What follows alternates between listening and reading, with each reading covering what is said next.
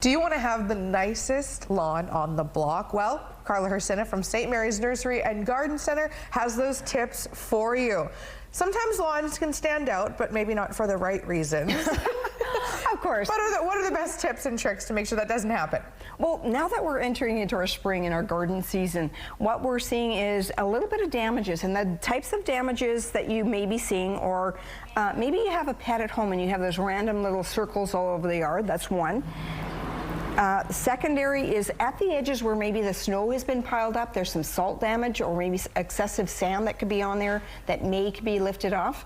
Or there could be snow mold damage or vole damage. Okay, there's four. So the vole damage is when you see sort of when you're out there thatching on the weekend, you start to see trails, almost like a maze of lawn being removed from that. That tells me that you've had some voles over the winter that have been nibbling on your lawn. But what we want to do is we want to give you the advice to fix it.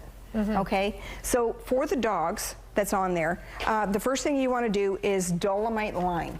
So the lime is actually a process where you put it onto the area. You want to thatch it. So as you're thatching, you're going to give the dog spots a little extra thatch to remove that, and do an application of the dolomite lime because it's going to neutralize the area of the soil, so when you're reseeding again, you're going to have some successes. Now on the areas where you're going to have a lot of sand or salt buildup along that edge of the lawn that faces directly to the road, you're going to want to take that sand off or move it, like get it swept off, and give it a really heavy water to try and saturate and neutralize that area from the salts.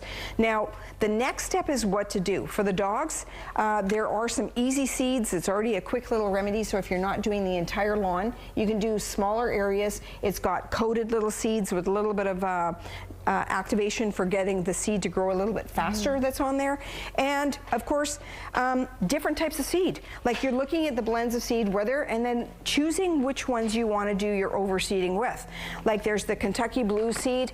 This is your higher seed content, but unless your whole yard is Kentucky Blue, don't do it in little spots like your dog patches, because then it's going to look like you have these little round circles of blue.